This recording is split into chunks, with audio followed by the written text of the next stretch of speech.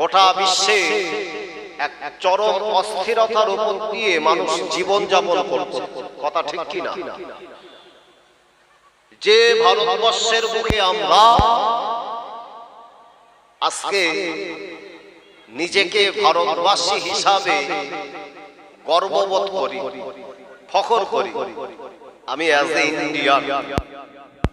তার কারণ পৃথিবীর বুকে ভারত হচ্ছে এমন একটা কান্ট্রি যেখানে গণতন্ত্র দ্বারা সমাজ পরিচালিত হয়, দেশ পরিচালিত হয়, সকলে ন্যায্য অধিকার নিয়ে এখানে জীবন যাপন করতে পারে। নাম হলো তার ভারতবর্ষ।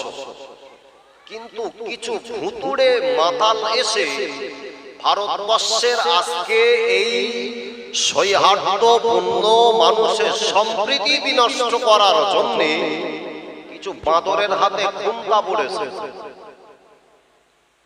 যার দ্বারা গণতন্ত্র লঙ্ঘিত হচ্ছে, যাদের দ্বারা মানুষের ন্যায্য পাওনা পাওয়ার ক্ষেত্রে তাদেরকে ঠকানো হচ্ছে, যার দ্বারা মানুষের অধিকার নষ্ট করা হচ্ছে।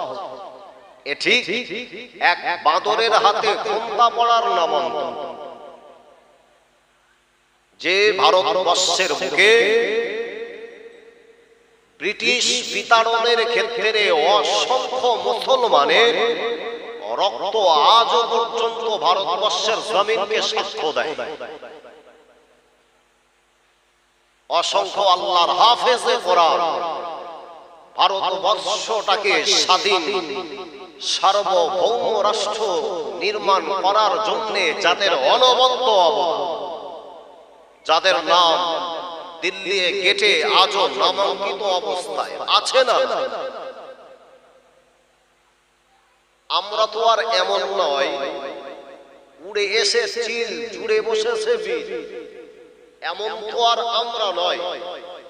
ভারতবর্ষের মাটি হিন্দুস্তানের মুসলমানেরা নিজের স্বদেশ ধর্মী প্রেম মহব্বতারা ভালোবাসায় যারা নিজেদের জীবন কোরবান করে ভারতবর্ষের একটা স্বাধীন রাষ্ট্র ভারতবাসীর কাছে উপস্থাপন করে গেছে, সেই ভারতবর্ষের আজকে চরম একটা অস্থিরতার বুকে গোটা বিশ্বের জমিনে মানুষের কাছে এক শ্রেণীর সন্ত্রাসীদের হাতে আখড়া তৈরি করেছে। আপনি জানবেন পৃথিবীর জমিনে ততক্ষণ একটা সমাজ সুষ্ঠু শান্তিতে জীবনযাপন করতে পারে, একটা সমাজে তখন শান্তি ফিরে আসে যে সমাজে ন্যায্য বিচার থাকে, যে সমাজে জাস্টিস প্রতিষ্ঠা থাকে। সেই সমাজ কখনো মানুষের দ্বারা কখনো কলুষিত হয়।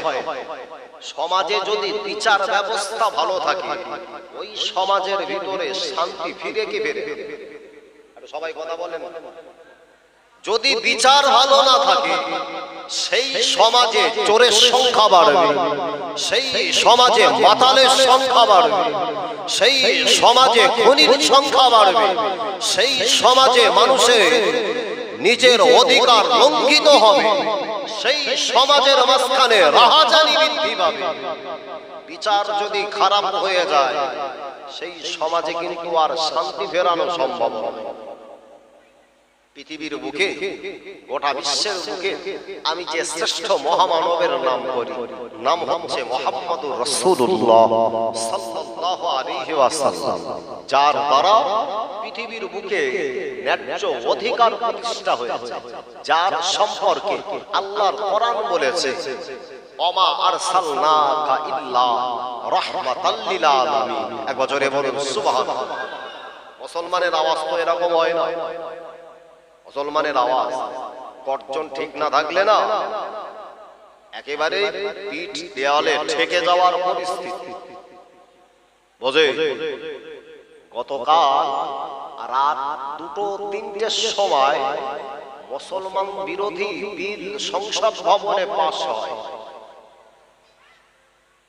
যারা আমার কাছ থেকে মাদ্রাসা ছিনিয়ে নিতে চায়, আমার কবরস্থান ছিনিয়ে নেবে,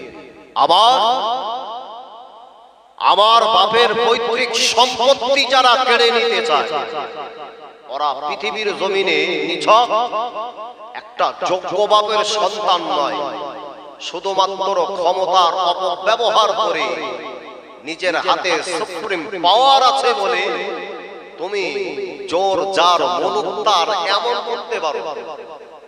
তবে জেনে রেখো, তোমার চাইতে বড় দাম্ভিক ছিল নাম তার মিস্টার ফেরাও। চেনো না? পৃথিবীর জমিনে তোমার চাইতে বড় মাতব্বর ছিল নাম তার নমরুদ, যে নমরুদকে শায়েস্তা করার জন্য একটা হ্যান্ডিক্যাপ খোঁড়া মশা, ওই নেতারে জব্দ করার জন্য একাই যথেষ্ট। মাথায় ঢুকেছে, এত ঘোরা ঘুরেছে, শেষ পর্যন্ত জুতো পেটা খেয়েছে। কোন নমরুদ? যে নমরুদকে আল্লাহ টোটাল ভূপৃষ্ঠের আল্লাহ রাজত্ব দিয়েছে। তুমি তো একটা কান্ট্রির রাজা, তাই তোমার বাহাদুরি এতটা। আহা! তাই সমাজের মাঝখানে যদি বিচার ব্যবস্থা ভালো না হয়, সেই সমাজে কখনো উন্নতি সাধন হতে পারে না, সন্তানগুলা কিন্তু সুশিক্ষিত হতে পারে না। সমাজ যদি আজকের চরম বিচারের অভাবে ভোগে, সেই সমাজ কিন্তু দিকে দিকে ক্ষতির দিকে এগিয়ে যাবে। বিশ্বের জমিনে মুহাম্মদ হচ্ছে এমন একটা নাম, যে মুহাম্মদ সম্পর্কে আল্লাহর কোরআন বলেছেন, পৃথিবীর জমিনে আমি এমন একজন মহা মনীষীকে পাঠিয়েছি, যিনি হচ্ছেন গোটা বিশ্ব মানুষের জন্য রহমত স্বরূপ। এক বছরে হবে না। তার কারণে বর্তমান যে সমস্ত খ্রিস্টিয়ান কমিউনিটির যে সমস্ত কান্ট্রিগুলো আছে, ইংল্যান্ডের বুকে, যে ইংল্যান্ড হলো একটা খ্রিস্টান অধ্যুষিত একটা দেশ, সেই ইংল্যান্ডের বুকে জনপ্রিয় ব্যক্তি হিসাবে নামটা নামাঙ্কিত হয়েছে। ইংল্যান্ডের বুকে জনপ্রিয়তার নাম হচ্ছে মুহাম্মদ। এক বছরে বলে কোন মুহাম্মদ? যে মুহাম্মদ সম্পর্কে বলি, the Muhammad is the greatest example of world humanity. গোটা বিশ্বের বুকে সবচাইতে মানবতার মূর্ত প্রতীক ছিল মুহাম্মদুর রাসূলুল্লাহ। এক বছরে বলে মানবতার শিক্ষা তোমার কাছ থেকে নেওয়ার আমার কোনো প্রয়োজন নেই। আমি যে মহামানবকে আমার একজন নেতা হিসাবে আমি চয়ন করেছি, কোন মুহাম্মদ?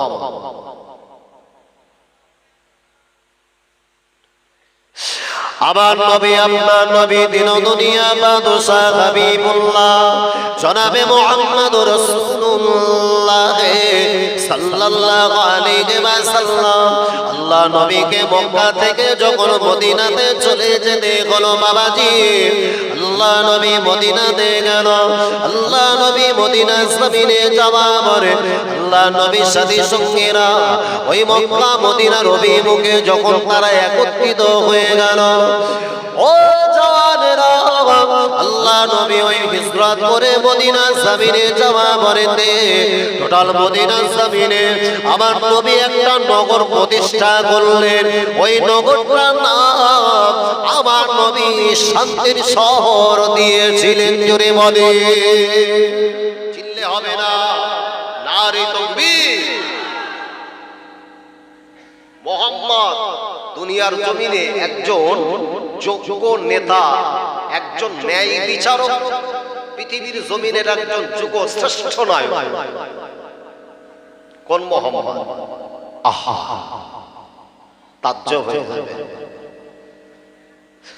ও আল্লাহ বাগে বান্দারা, আল্লাহ নবীর ইন্তেকালের আগে আমার নবীর শরীরটা বড় জয়ীফ, আমার নবী চলতে পারে না, আমার নবী হাঁটতে পারে না।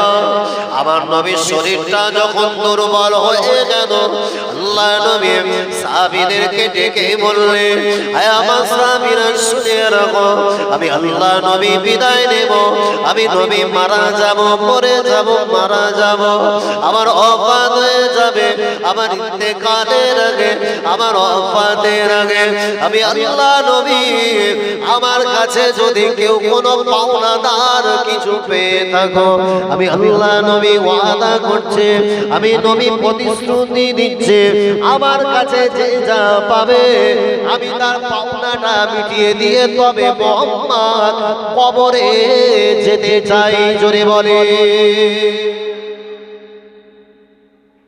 কোন পাওনাদার আমার কাছে কিছু পাক, ঋণের বোঝা মাথায় নিয়ে মুহাম্মদ কবরে যাবে না।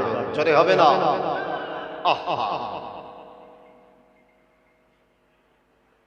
যার সম্পর্কে আল্লাহর কোরআন বলেছেন, ওয়া ইন্নাকা লাআলা খুলুকিল আযীম। মাইকম্যান কই ভাই?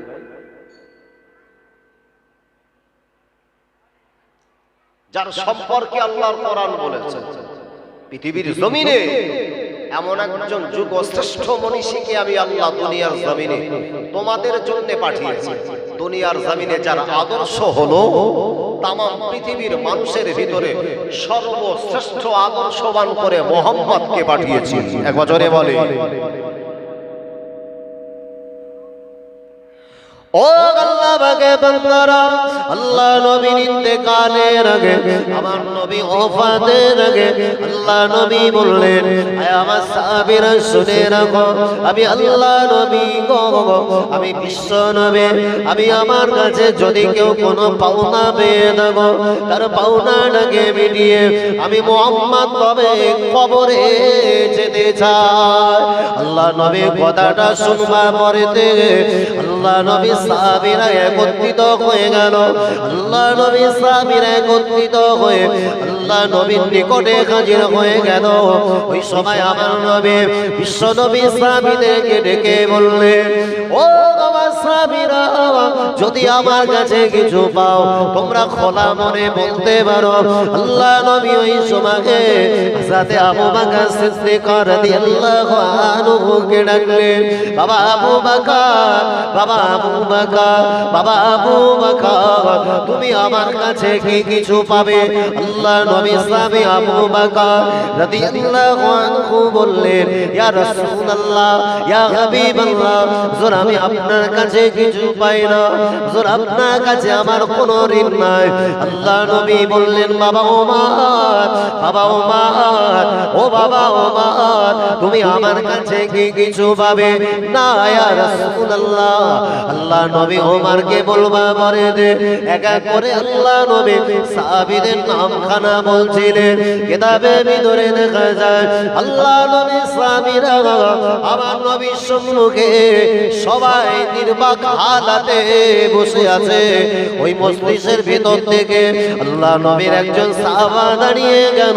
আল্লাহ নবীর দিকে তাকিয়ে বললেন, ইয়া রাসূলুল্লাহ, ইয়া হাবিবাল্লাহ, হুজুর যদি অনুমতি দেয়, হুজুর যদি পারমিশন দেয়, হুজুর আপনার কাছে আমার একটা পাওনা আছে, আমার পাওনাটা কি হুজুর আপনি আমার মিটিয়ে দেবে?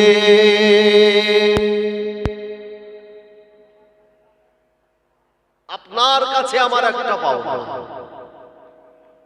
আহা, বিশ্বনবী সাহাবীরা ওই মজলিসের ভিতর থেকে ওই মানুষটার চেহারার দিকে তাকালেন। আল্লাহ রাসূলের কাছে কিছু পাবে, অথচ বিশ্বনবী কারোর কাছে কখনো ঋণ করেন না। আমার নবী ওই সাহাবীর চেহারার দিকে তাকালেন, কি পাবে?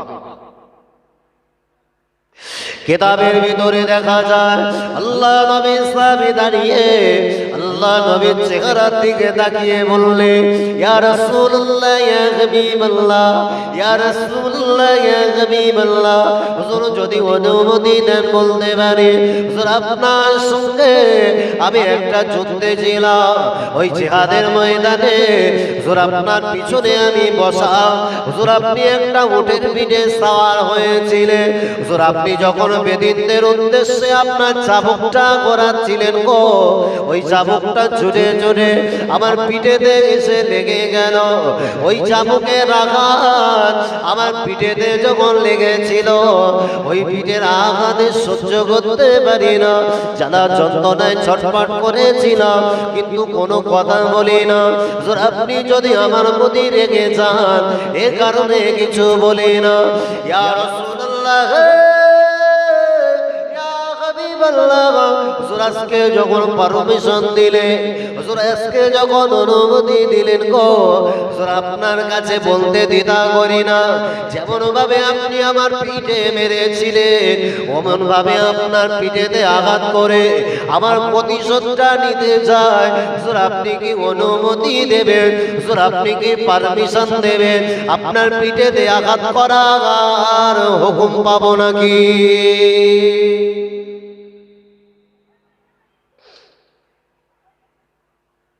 আল্লাহ নবী সাহাবীরা বিশ্ব নবী সাহাবীর দিকে তাকিয়ে ফেল ফেল করেছে।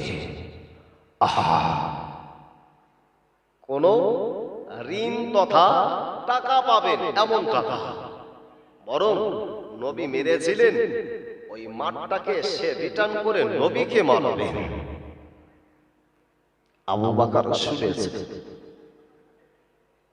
কিতাবের ভিতরে দেখা যায়, কিতাব সাক্ষ্য দেয়, ওই সাহাবীর নাম হলো হযরত সাদ বিন আবি ওয়াক্কাস রাদিয়াল্লাহু আনহু। ওই সময় নবীকে বলবা বলে আল্লাহ নবী সাহাবীদের ভিতর থেকে হযরত আবু বকর রাদিয়াল্লাহু আনহু দাঁড়িয়ে গেল। ওই সময় সাদ বিন আবি ওয়াক্কাসকে ডেকে বলে, ও আমার নবীর সাহাবী, ওগো সাদ বিন আবি ওয়াক্কাস, কি তুমি জবাব দিয়ে বলো, একটা বারের জন্য কি চিন্তা করেছো? আরে তুমি আমার নবীকে মারবে বলছো গো, তুমি আমার নবীকে মারবে? আমি আবু বকর আমার জিন্দেগিতে বেঁচে থাকা অবস্থাতে আল্লাহ নবীর চেহারাতে একটা কোনো আঘাত করো, আমি আবু বকর সহ্য করতে পারবো না, আমি আবু বকর মেনে নেব না। বরং আমি আবু বকর জানিয়ে দিলাম, আমার নবীর মারার পরিবর্তে আমার নবীকে মারার আগে আমি আবু বকর আমার পিঠটাকে বেঁধে দেব। আমার নবীকে মেরো না, আবু বকরের পিঠেতে আঘাত করো। জোরে বলে চিল্লে হবে না, নারে তাকবীর। আমার এই নবীর জন্য আমি আবু বকর আমার জীবনের সর্বস্ব কুরবান করেছি। এই সাদ, তুমি জানো কঠিন এমন একটা দিন, একটা রাত পার করেছিলাম, গোটা মক্কার মানুষ আমাদের বিরুদ্ধে, যেখানে পাবে সেখানে তারা আমাদের মেরে ফেলবে, আমার নবীকে মারবে। আমি আবু বকর আমার নবীর জন্য আর রাতের বেলা পিঠটা বিছানায় দিই। নবী কখন আসবেন আমার কাছে? আমার নবী এসে আমাকে ডেকে যেন নবী ফেরত না যান, এজন্য আমি আবু বকর একেবারে প্রস্তুতি প্রিপারেশন নিয়ে দাঁড়িয়েছিলাম। একটা গুহার ভিতরে আমার নবী একটু